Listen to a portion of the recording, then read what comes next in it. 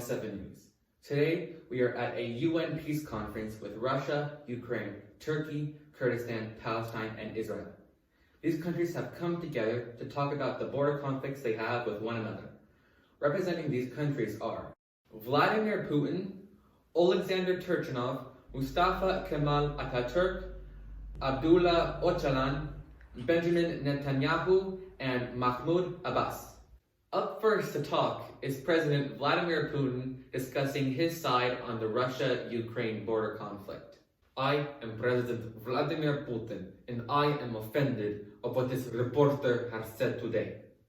There is no conflict between Russia and those Ukrainians. The people of Crimea voted to join the motherland. Back in 2014, we had a referendum in Crimea, and 95% of the people voted to join Russia. It was a fair and transparent vote. Plus, when the little green men rose up and freed Crimea from the clutches of Ukraine, it was the Crimean people who fought the government, not Russia. Crimea is Russia! And now for a rebuttal comes Alexander Turchinov. I am Alexander Turchinov, former president of Ukraine. I was only made president because the president before me, Viktor Yanukovych, was found guilty of treason. He wanted to stop Ukraine from joining the rest of the West. This sounds familiar to me because Putin has said this before as well. Now, Putin says that it is the Crimean people who rose up, but everyone knows that those little green men were Russian soldiers with no flags on their uniforms.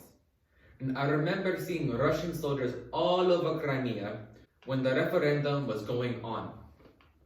This vote was not so fair as Putin put it. I believe that Crimea should be given an actual fair vote under the supervision of the United Nations if they want to be part of Russia, and Ukraine should be allowed to get closer to the West if they want to. Next up, representing Israel, is Benjamin Netanyahu for the Israeli-Palestinian conflict.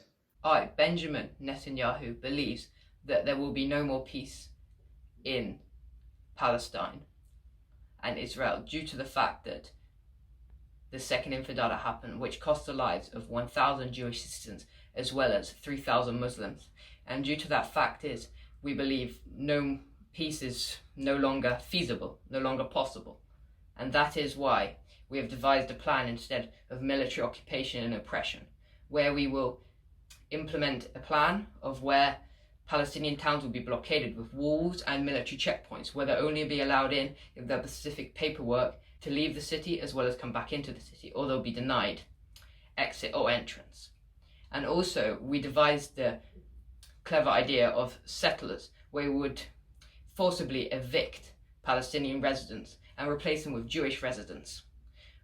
And that is due to the fact that the Palestinians then will never be able to declare independence due to the fact that the Jewish people live too close to them and encroach on their own territory. And as a rebuttal, Mahmoud Abbas. I am Mahmoud Abbas, and I believe that there can be peace, and I believe that there must be peace between our two states to coexist.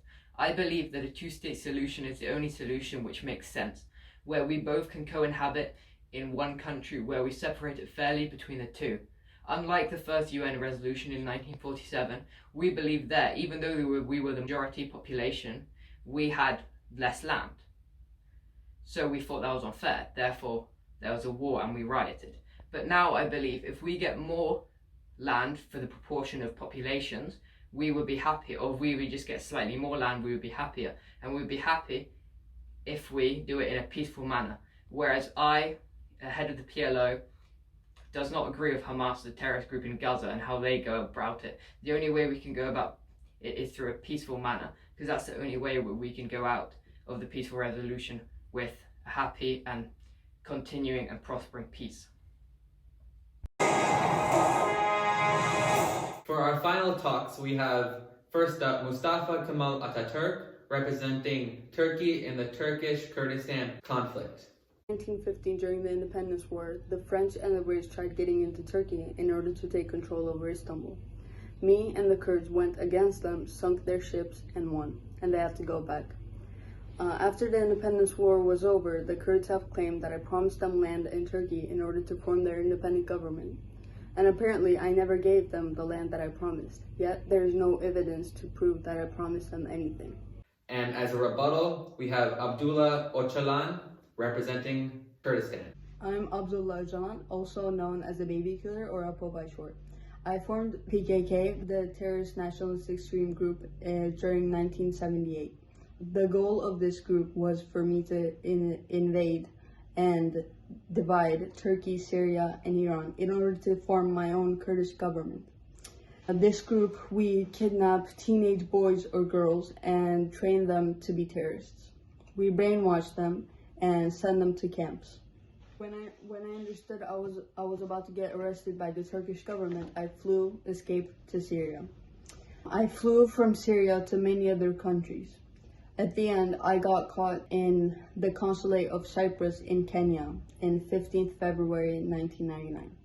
I was taken by the Turkish agents and flew back to Turkey. They put me in a prison in an island that only I stay, and I still live in luxury even there. Wow, some strong words from some strong leaders. I hope they can all come to an agreement that is fair for everyone. If they can do that, there is hope for peace in the future. Thank you guys for watching. I am Dave Skylark with Channel 7 News, signing off.